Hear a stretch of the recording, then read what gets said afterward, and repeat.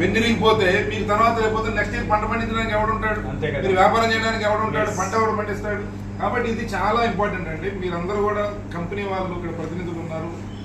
మానవతా దృక్పథం అనగానే ఒక బిజినెస్ మినిమం ఎథిక్స్ తో మీరు దీంట్లో ఇన్వాల్వ్ అయ్యి ఈ సమస్యని సార్ట్అవుట్ చేసి దీని అడ్వాంటేజ్ గా తీసుకోవద్దండి. మీరు వ్యాపారం చేసేటప్పుడు అవసరమైతే ప్రభుత్వం వైపు నుంచి లేదా ఇంకో రకంగా ఇన్ని రకాల సహాయం మీకు టొబాకో బోర్డు నుంచి కూడా సహాయ సహకారాలు అందించడానికి ప్రభుత్వం కూడా ప్రయత్నం చేస్తారు. టొబాకో బోర్డుకి వాస్తవంగా దీంతో సంబంధం లేదు, కానీ వాళ్ళు మీరు ఆ ట్రేడ్ లో ఉన్నారు కాబట్టి మనం వాళ్ళని ఈరోజు మీరు ఇన్వాల్వ్ చేశారు. మంత్రి గారు కూడా అందుకే రమ్మన్నారు. సో దీని మీద ఏదో ఒక గతంలో మా కలెక్టర్ గారు కూడా మాట్లాడారు. ఎందుకంటే నా దగ్గర మొత్తం మా బాపట్ల పార్లమెంట్లో మన వాళ్ళు ఇచ్చిన లెక్కల ప్రకారమే దాదాపు 65,000 ఎకరాలు ఉంది మన వాళ్ళు ఇచ్చిన క్రాప్ ఈ క్రాప్ బుకింగ్ లో. బట్ ఇంకొంచెం ఎక్కువ ఉంటుంది. అయితే దీంట్లో దాదాపు నా కాన్స్టిట్యున్సీలోనే దాదాపు 28-30 వేల మధ్యలో ఓన్లీ పర్చూరు కాన్స్టిట్యున్సీలో ఉంది. అది కూడా నల్లబల్లి ఉంది.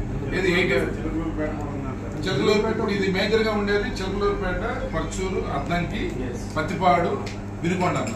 వినుకొండ, అద్దంకి ఇటువైపు ఏమో తెల్లబల్లి వేస్తారు. అది ఎర్రనేలలో ఉండే ప్రాంతంలో అది వేస్తారు. అది 15,000 14,000 కొంటున్నారు. అది ఇప్పుడు వీళ్ళ ప్రొక్యూర్మెంట్ కూడా అయిపోయింది. నాకు తెలిసి మాక్సిమం ప్రొక్యూర్మెంట్ ఇయర్ కావాల్సిన ప్రొక్యూర్మెంట్ అయిపోయింది. అంటే దగ్గరకు వచ్చింది. అది తెల్లబల్లిలో కూడా ఉన్న ప్రాబ్లం ఏంటంటే సార్ 85% దాంట్లో ఉన్న ప్రాబ్లం ఏంటంటే సార్, ఒకవేళ వాళ్ళు తీసుకెళ్లారనుకోండి, ఒక 10 ఓకే అంటారు, ఒక 10 మళ్ళీ తిరిగి వెనక్కి పంపిస్తున్నారు. మళ్ళీ ఆ ప్రాబ్లం ఉంది ఇంకా. బట్ ఏదైనా 25% ప్రాబ్లం ఉంది. అదే ఆ రేట్ మీద వర్కౌట్ అవుతుంది కొంతవరకు రైతుకి. అంటే ఏరుకున్నాడు రైతు దగ్గరికి వచ్చిన రైతుకు పండించిన సరుకులో నుంచి కంపెనీ వాళ్ళు ఏరుకుంటున్నారు అనమాట.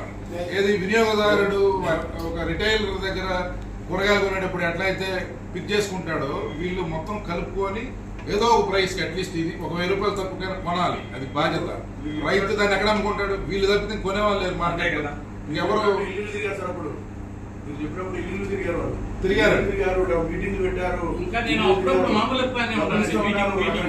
మీరు మోసం చేశారు అడుగులు